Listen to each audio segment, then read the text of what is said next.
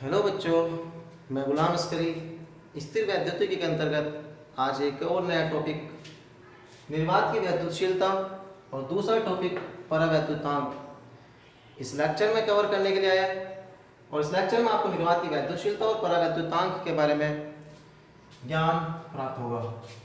प्यारे विद्यार्थियों, lecture start करने से पहले कल हमने कूलाम के नियम के बारे में पढ़ा था और कूलाम के नियम से ही संबंधित किसी एक स्टूडेंट्स का कमेंट्स आया कि सर कूलाम के नियम में एक वर्ड आया था स्थिर बिंदु आवेश। स्थिर बिंदु आवेश, उस स्टूडेंट्स का ये कहना है कि सर बिंदु आवेश होता क्या है। तो पहले मैं उसके डाउट को क्लियर कर दूं और आपसे भी मैं यही उम्मीद करता हूं कि अगर कोई बात समझ में नहीं आ रही तो आप उसे कमेंट में लिखें ताकि नेक्स्ट डे आकर मैं उसका सॉल्यूशन कर सकूं। देखिए, बिंदु आवेश बेटा क्या होता है। अगर ये कोई गोले चालक है और दूसरा भी कोई गोले चालक है और इस गोले चालक की सतह पर कोई भी आवेश वितरित है और इस गोले चालक की त्रिज्या r और इस गोले चालक की त्रिज्या भी r, ये दोनों गोले चालक एक दूसरे से l दूरी पर स्थित हैं। इस पर भी आवेश का वितरण सतह पर है। बेटा, बिंदु आवेश ये होता है कि अगर ये गोले चालक एक दूसरे से इतनी दूरी पर हो जाए, ये इतनी दूरी पर हो जाए कि ये जो सतह से आवेश है वो ऐसा प्रतीत हो कि ये आवेश इसके केंद्र पर वितरित है। यानी आपको पता है कि जैसे जैसे दूरी बढ़ेगी तो ये वस्तु छोटी प्रतीत होगी। अभी छोटी प्रतीत होगी तो आवेश का संकुचन होगा, अर्थात एक बिंदु पर ऐसा लगेगा कि एक बिंदु पर ही कहीं पर सारा आवेश है। वो अवस्था कहलाती है बेटे बिंदु आवेश। अर्थात जब गोले चालकों की दूरी इतनी अधिक हो जाए कि उसकी सतह पर स्थित आवेश उसके केंद्र पर माना जाए, केंद्र पर प्रतीत हो, वो अवस्था कहलाती है बिंदु आवेश। तो ये था बेटा बिंदु आवेश। अब हम नेक्स्ट टॉपिक पढ़ेंगे। आज का एक नया टॉपिक है निर्वात की वैद्युतशीलता। बेटे, निर्वात की वैद्युतशीलता होती क्या है इसे ध्यान से समझेंगे हम।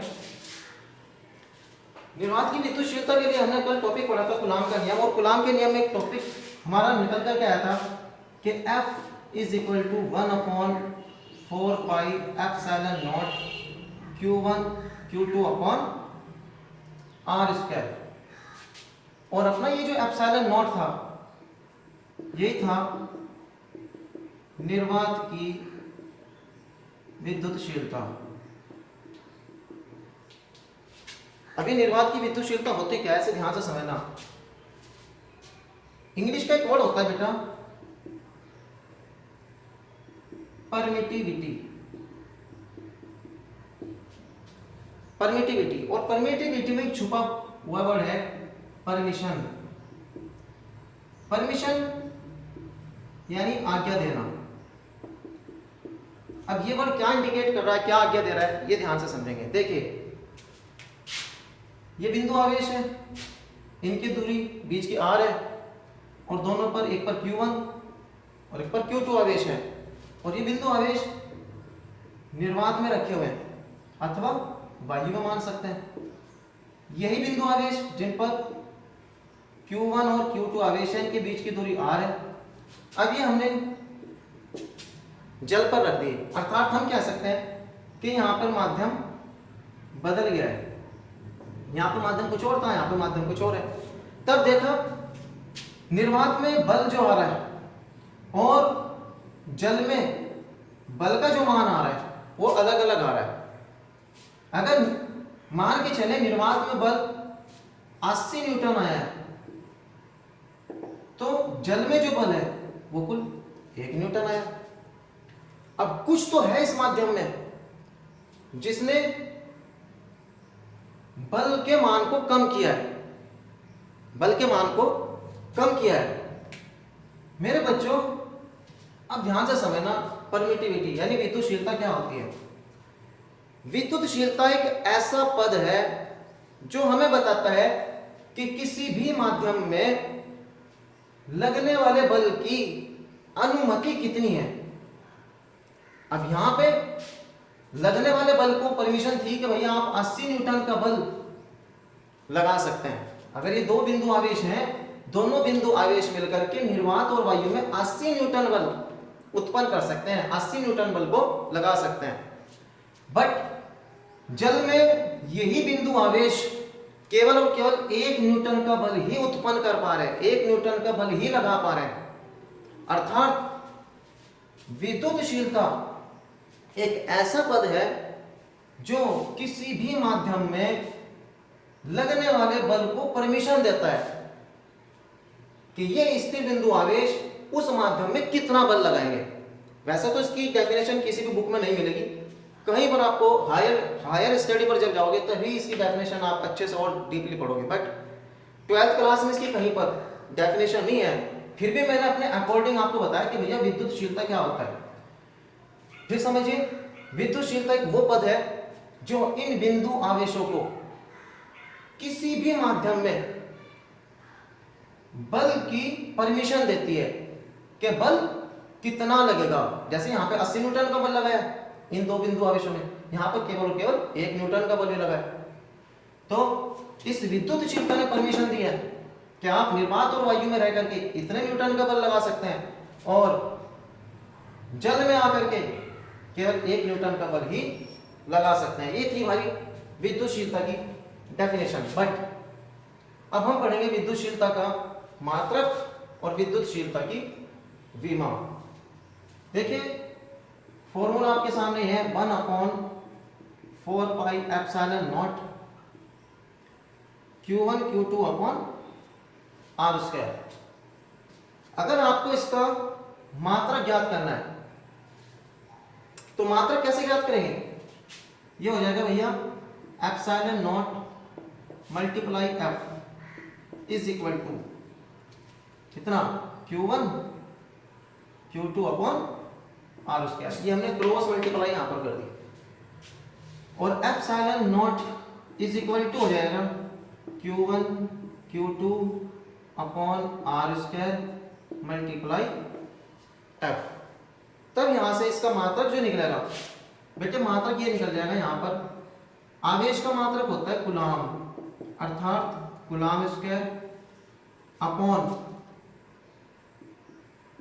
Metre square into newton. तो एप्सिलॉन नॉट का मात्रक coulomb square upon metre square into newton, क्योंकि बल का मात्रक न्यूटन होता है, दूरी का मात्रक मीटर होता है। इस प्रकार से ये एप्सिलॉन नॉट अर्थात निर्वात की विद्युतशीलता का मात्रक निकल कर आया है। अब हम ज्ञात करेंगे निर्वात की विद्युतशीलता की विमा। देखिए निर्वात की विद्युतशीलता की विमा ध्यान से समझना। निर्वात की विद्युतशीलता की विमा, विमा कैसे ज्ञात करेंगे? आप विमा ऐसे ज्ञात करेंगे कि कूलाम, कूलाम किसका मात्रक है? आवेश का। तो आवेश की विमा देखिए आप 11th क्लास में आपने आवेश की विमा पढ़ी होगी। आवेश की विमा होती है बेटे A इंटू टी, क्योंकि फॉर्मूला होता है I equal to Q T. I यहाँ पे विद्युत धारा है, विद्युत धारा की विमा होती है A, आवेश की निकालनी है, T की विमा होती है कैपिटल T। तो आवेश की विमा हो जाएगी A इंटू टी, इसलिए मैंने आवेश की विमा यहाँ पर A इंटू टी। बट आवेश देखिए, आवेश का स्क्वायर है तो यहाँ पर भी इसका भी स्क्वायर, इसका भी स्क्वायर, क्योंकि ए टी का स्क्वायर हो जाएगा अपॉन ये देखना बेटे आर। आर क्या चीज है? उनके बीच की दूरी अर्थात उनके बीच की लंबाई, और लंबाई की विमा एल, याद रखना लंबाई की विमा एल है, बट यहाँ पे दूरी का स्क्वायर है तो एल स्क्वायर मल्टीप्लाई बल। देख बेटा बल F equal to M A, तो बल की विमा, द्रव्यमान की विमा m होती है और अपना जो त्वरण होता है इसकी विमा एल टी माइनस 2 ये होती है। तो टोटल हो जाएगी एम एल टी माइनस 2। अब इसे आप सॉल्व करिएगा। देखिए सॉल्व करेंगे और विमा को ज्ञात कर लेंगे। देखिए कैसे,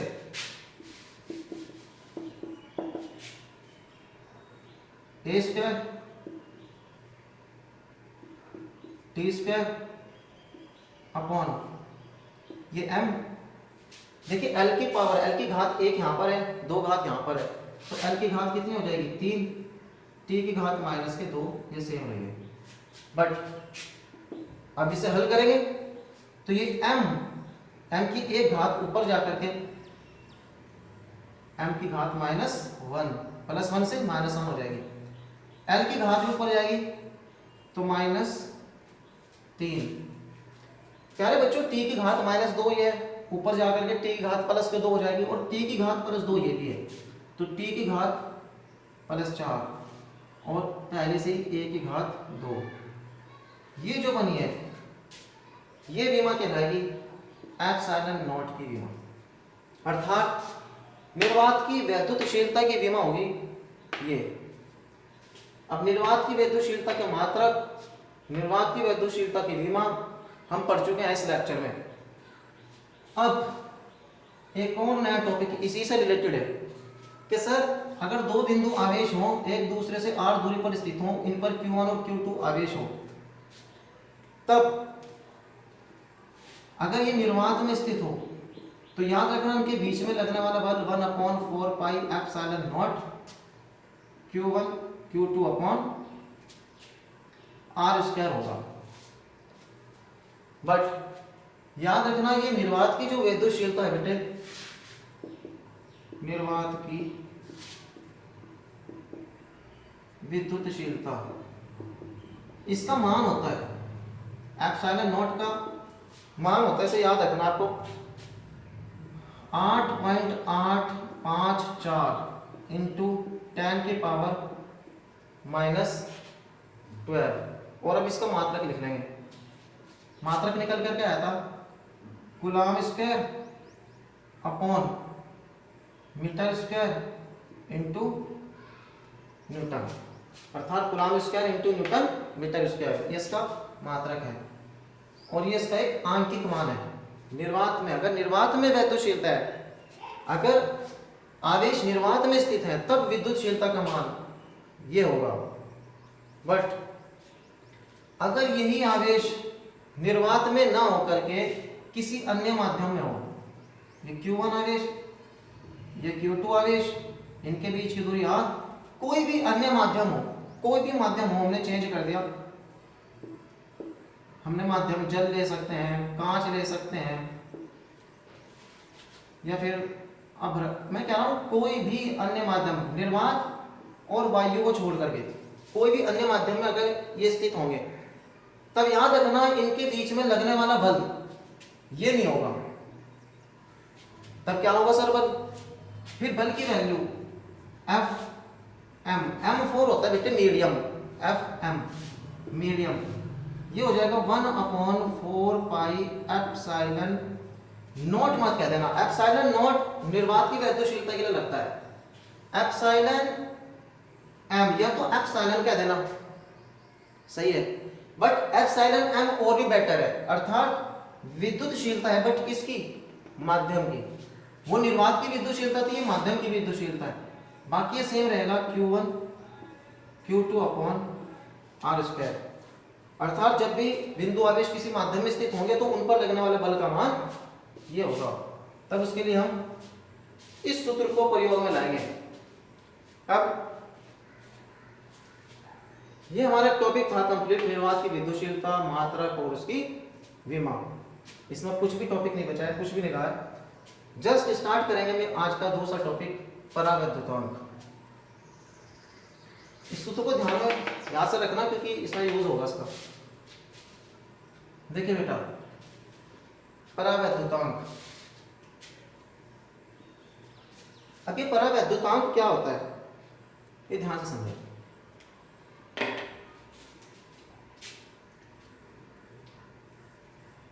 ये बिंदु आवेश है Q1 Q2 r दूरी पर स्थित है और इनका बीच में जो माध्यम है वो निर्वात है। ये Q1 Q2, इनके बीच की दूरी R है, और इनके बीच में जो माध्यम है, मान के चलो जल है, जल में रखे हैं, तब यहां से उत्पन्न होने वाला बल और यहां से उत्पन्न होने वाला बल दोनों अलग अलग होंगे। मान के चलो अभी बता रहा हूं, इसका मान 80 न्यूटन आ रहा है, तो इसका मान 1 न्यूटन आएगा। 80 न्यूटन से 1 न्यूटन हुआ है। देखिए परावैद्युतांक क्या होता है।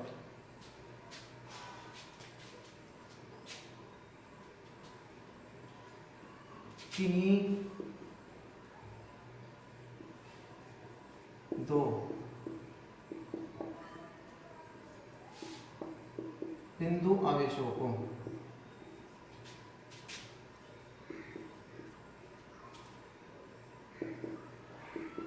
निर्वात की अपेक्षा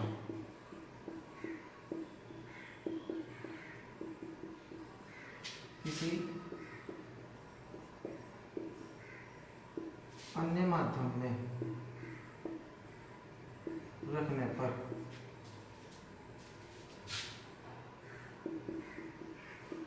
लगने वाला बल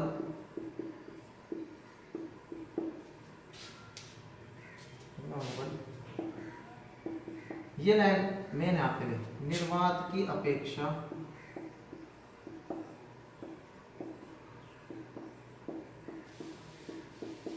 कितने गुना कम हुआ है, कितने गुना कम हुआ है, यह बताने वाला पद ही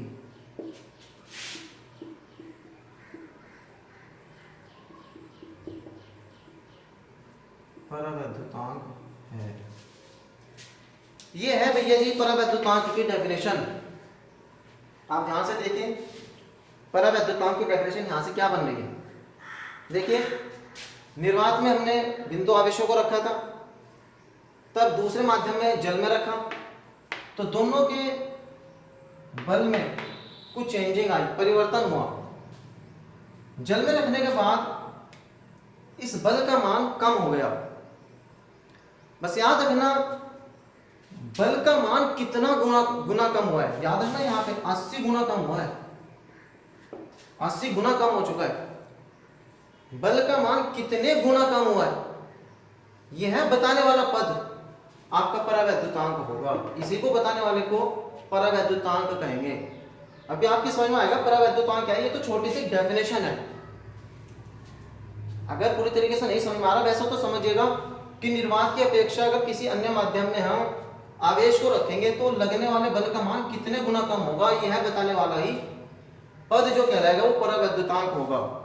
तो ये परावैद्युतांक की परिभाषा हम इस प्रकार से दे सकते हैं। देखिए, अब कुछ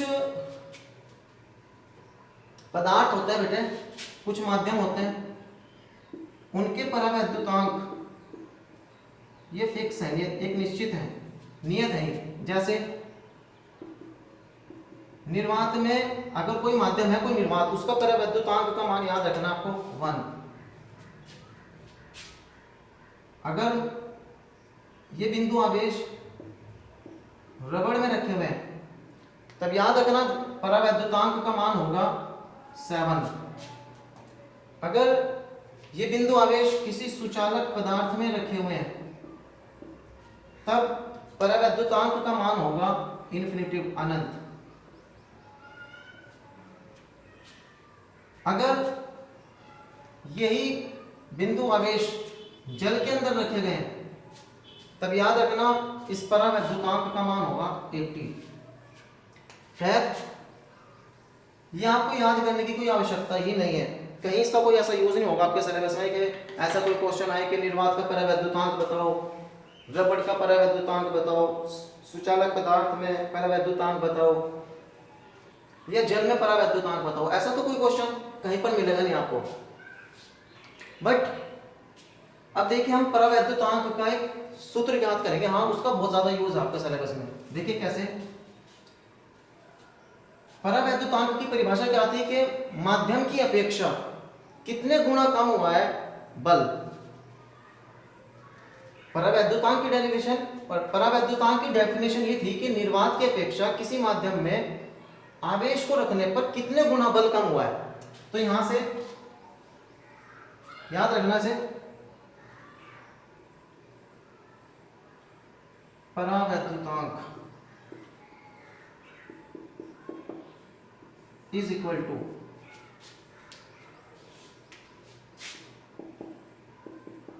निर्वात में बल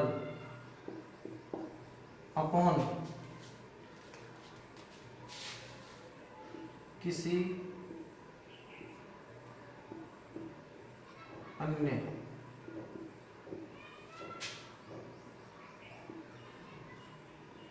माध्यम में बल। ये फॉर्मूला उसकी डेफिनेशन से ही निकल कर आया। परावैद्युतांक बराबर निर्वात में जो बल होगा वो अपॉन किसी अन्य माध्यम में बल। अब देखिए परावैद्युतांक इज इक्वल टू निर्वात में बल कितना होता था 1/4 पाई एप्सिलॉन नॉट। निर्वात में बल होता था 1/4 pi epsilon naught Q1 Q2 upon R square upon किसी भी अन्य माध्यम में जो बल होगा उसका मान हो जाएगा बेटा जी 1/4 पाई, यहाँ पे एप्सिलॉन m कहा था मैंने, ये है किसी भी अन्य माध्यम में विद्युतशीलता एप्सिलॉन m। एप्सिलॉन m क्या है बेटे, किसी भी अन्य माध्यम में, किसी भी अन्य माध्यम की विद्युतशीलता। और याद रखना इसका एक और नाम है, इसी एप्सिलॉन m का एक और नाम है निरपेक्ष विद्युतशीलता। निरपेक्ष विद्युतशीलता, निरपेक्ष विद्युतशीलता के नाम से भी एप्सिलॉन m को हम प्रदर्शित करते हैं upon Q1 Q2 upon R square. और ये जो फॉर्मूला हमने सॉल्व किया है ये किसका मान निकल कर आएगा, परावैद्युतांक का। देखिए कैंसिल हो गया, 1/4 पाई से 1/4 पाई कैंसिल हो गया। अब हमारे पास क्या बचा 1/एप्सिलॉन नॉट और 1/एप्सिलॉन m। इसे जब सॉल्व करेंगे तो ये आ जाएगा epsilon m upon epsilon not. ये सबसे नीचे सबसे ऊपर पहुंच जाएगा अंश में। ये किसका मान आया है, परावैद्युतांक। प्यारे बच्चों याद रखना, परावैद्युतांक ये बताता है कि किसी भी माध्यम में आवेश को रखने पर कितने गुना कम हुआ है बल। परावैद्युतांक को याद रखना, प्रदर्शित करेंगे हम। याद रखना भी बहुत इंपॉर्टेंट फॉर्मूला हमें निकल कर गया है। परावैद्युतांक को प्रदर्शित करते हैं एप्सिलॉन r से, और इसे ही कहते हैं, इसका नाम भी है याद रखना एप्सिलॉन r का निरपेक्ष विद्युतशीलता। निरपेक्ष विद्युतशीलता, और निरपेक्ष विद्युतशीलता तो एप्सिलॉन m होती है बेटे। निरपेक्ष विद्युतशीलता एप्सिलॉन m होती है, यानी किसी भी अन्य माध्यम की जो विद्युतशीलता होती है वो होती है निरपेक्ष विद्युतशीलता, और एप्सिलॉन नॉट होती है निर्वात की विद्युतशीलता। बट एप्सिलॉन r याद रखना, इसे कहेंगे हम आपेक्षिक विद्युतशीलता। इसे याद रखना आपेक्षिक विद्युतशीलता। इसी का एक और नाम है, इसी का एक और नाम है एप्सिलॉन r का सापेक्ष या विशिष्ट परावैद्युता। आपकी बुक में ये वर्ड मिलेगा विशिष्ट परावैद्युता, आप ये भी कर सकते हैं, नहीं तो ये याद रखना विशिष्ट परावैद्युता। कहीं पर भी विशिष्ट परावैद्युता आए तो उसका मीनिंग समझ जाना परावैद्युतांक है। कहीं पर भी आपेक्षिक विद्युतशीलता आए तो उसका मीनिंग भी परावैद्युतांक ही है, और प्रदर्शित करते हैं एप्सिलॉन r से। किसको, परावैद्युतांक को। परावैद्युतांक का फॉर्मूला हमने देखो यहां पर ये ज्ञात किया है, कितना, epsilon m upon epsilon naught. तो हम लिख सकते हैं यहां से कि epsilon r is equal to epsilon m upon epsilon naught. बहुत इंपॉर्टेंट फॉर्मूला है, बहुत ही ज्यादा। इस सूत्र को याद रखना आप। अब देखिए कहीं कहीं पर किसी बुक में परावैद्युतांक को K से भी प्रदर्शित करते हैं, K से भी प्रदर्शित कर सकते हैं हम परावैद्युतांक को, अर्थात परावैद्युतांक K भी होता है और एप्सिलॉन R भी, बात सेम है। बट ये याद रखना, अब हमने 2 K पढ़ लिए, एक K कल पढ़ा था वो था कूलाम्बीयतांक, और एक K आज पढ़ा है, ये है परावैद्युतांक, दोनों में डिफरेंस है बेटे, इसलिए याद रखना ये परावैद्युतांक है, ये जो K आज निकल कर आया। इस परावैद्युतांक को K भी कह सकते हैं, इस परावैद्युतांक को एप्सिलॉन R भी कह सकते हैं। तो ये हमने परावैद्युतांक आज का टॉपिक क्लियर कर लिया। अब याद रखना किसी भी अन्य माध्यम में बिंदु आवेशों को रखने पर आपके पास एक सूत्र आता है Fm बराबर 1/4 पाई एप्सिलॉन m और into Q1 Q2 upon R²। तो यहां से आप ब्रज गुना करके एप्सिलॉन m बराबर कितना हो जाएगा, epsilon R epsilon not, epsilon R परावैद्युतांक है। ये वैल्यू अगर हम इस फॉर्मूले में रखेंगे तो किसी भी माध्यम में लगने वाले बल का सूत्र ये भी हो सकता है क्या, 1/4 पाई एप्सिलॉन m की जगह ये रख देंगे हम epsilon R epsilon naught Q1 Q2 upon R²। और अभी मैंने बताया कि एप्सिलॉन R को मैं K से भी प्रदर्शित कर सकता हूं, तो Fm इज इक्वल टू 1/4 पाई और ये एप्सिलॉन नॉट, इसे एक साथ ले लिया K, ये K है बेटे परावैद्युतांक, Q1 Q2 अपॉन R²। ये था बेटे आज का टॉपिक परावैद्युतांक और निर्वात की विद्युतशीलता, जिसमें हमने निर्वात की विद्युतशीलता की थोड़ी सी परिभाषा देखी है, मात्रक और विमा देखे हैं। जस्ट उसके एकदम बाद निर्वात की विद्युतशीलता के बाद हमने एप्सिलॉन m को भी पढ़ा है, अर्थात किसी माध्यम की विद्युतशीलता जिसे हम निरपेक्ष विद्युतशीलता कहेंगे, और एप्सिलॉन नॉट निर्वात की विद्युतशीलता का आंकिक मान भी हमने देखा है 8.854 × 10⁻⁻²। फिर हमने परावैद्युतांक को देखा है कि परावैद्युतांक होता क्या है, परावैद्युतांक का हमने सूत्र ज्ञात करा है। इतना काम हमने इस लेक्चर में कर चुके, ये टॉपिक हम इस लेक्चर में कवर कर चुके हैं। इसी आशा और उम्मीद के साथ कि आप अपनी पढ़ाई को कंटिन्यू बनाए रखेंगे और स्टेप बाय स्टेप फिजिक्स सीखते चले जाएंगे। कोई भी डाउट कहीं से भी हो तो आप कमेंट सेक्शन में कमेंट करिएगा, आपके डाउट को 100% सॉल्यूशन कराया जाएगा नेक्स्ट डे आकर। धन्यवाद ये लेक्चर देखने के लिए।